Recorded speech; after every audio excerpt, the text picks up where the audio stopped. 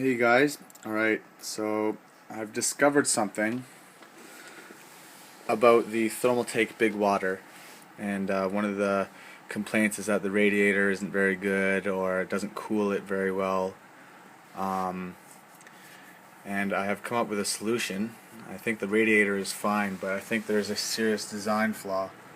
If you can see how it's set up there, the fan is on top of the radiator, pushing the heat down. The heat naturally wants to rise, so this is going against its forces. Not only that, in my setup, it's pushing it down right into the ground, creating a significant heat pocket. So this air is all getting hot, and it's trying to rise back up, and it's just staying down there and getting hotter and hotter. So what I'm going to do is I'm actually going to create a push-pull I guess fan design with the radiator, and I'm going to fabricate underneath here. I'm going to see if we can get underneath there. So underneath, you can't really see, but anyways, underneath the radiator there's enough room to put a fan. There we go, you can see a little bit. See, there's enough room back there, underneath there, to push a fan pushing up into the radiator. And then I'm going to flip this fan around so it's pulling the heat out as opposed to pushing it up. As well as I'm going to, let's zoom in, alright. As well as I'm going to create a bigger hole here. I'm going to make it so it's the entire base of that. So the fan will just be blowing, that fan back there will blow all the hot air out back to the back of the case. So once I get it out, I'll show you guys how I'm going to start it. Alright, I got the Thermaltake BigWater out of the rig. And I've purchased two of these Corsair fans. They are for high static pressure PC fans. They go up to 2300 RPMs with a pretty good airflow. So these are actually designed, you can see here, these are actually designed for high pressure air, so like radiators, where there's not much air between the fan and the actual radiator. I'm doing that because, as you can see, this is on the bottom of my rig, so it's probably elevated about that much, so there's not a lot of air going underneath.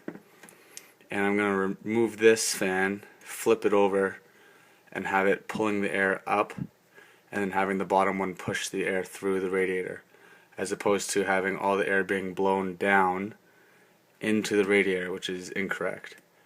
So I'm going to measure out some things. Alright, so we've got the two fans, and I've taken out the stock fan from the Thermaltake 760 Plus. There's some confusion with the wiring because in order to use the fan control on the Thermaltake, you have to attach it with a proprietary connection that is only on the stock fan, and the stock fan is truly terrible. So in order to do a push-pull with this, there's enough room underneath to have one of these fans pushing the air through, and then another one of the fans on top pulling the air out. So with my setup, I have a very tight quarters underneath because it's at the bottom. So this is on the bottom of my rig, so underneath there's very, very little airflow once I have this installed underneath, which is why I purchased the Corsair Air Series High Performance Edition. So this is a high static pressure air delivery with low noise. So it's made for areas such as this where you have a radiator and tight quarters where there's not much airflow. So these are made specifically for such a situation. I've got my I drilled out my exhaust. So this is going to be the fan that's sitting on top of the water cooler. So the fans can blow up through there. So it will sit like so. So the fans will be blowing up through there and then out through here for a push-pull configuration over the radiator. Alright, I have it installed. The top fan is installed, and I'm going to install the bottom fan. This is the one that came with it. it's just so bad. So now I'm going to install this back into the rig with this pushing the air up underneath and that pulling it, and it'll be a push-pull configuration for the Thermaltake BigWater. Alright, so I've got them both fastened on. The bottom is pushing up and the top is pushing out. Now the issue I'm coming into is, since it's on the bottom, there's a little ledge here. This is to help secure, I guess, whatever's on the bottom, but it's empty. There's nothing below it, so I'm actually going to cut that right off in order to have this sit below. I've done the measurements and it should work right, so let's hope that it'll work. Alright, I got that piece out here. That was basically just a ledge that was there that was preventing me from dropping in the bigger fan on the bottom. So now we're going to measure it out. Well, not measure it out, but we're going to try and put it in there. Maybe some issues sliding it in because of this. So I might have to flatten that rail so I can drop it down. We'll see. Okay, so my anal retentiveness has paid off. It is now not being held up by a pen, but it's fastened securely directly onto the radiator underneath there. And as you can see, the top one as well is fastened onto the radiator, pulling it out. Had a lot of difficulty getting it in there because the front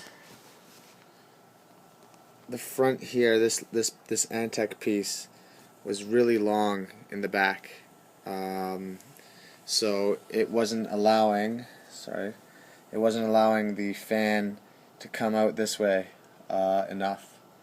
So I had to do a lot of cutting in order to get that piece, that little Antec piece, basically flush with the wall here. And then basically this just snapped right into place. Jeez, you can't see it. So that just, once I had it in there, I had to bend these fasteners here so I can lower it in. This would be a lot easier mod if, like I said earlier, if you had the Thermaltake elevated, but I had the only place mine would fit is at the very bottom, so this is why I did that. But now it's flush to the radiator at the bottom, which is great, and there's ample room for air actually, and blowing the hot air up, and that's pushing it out the back, and that's excellent.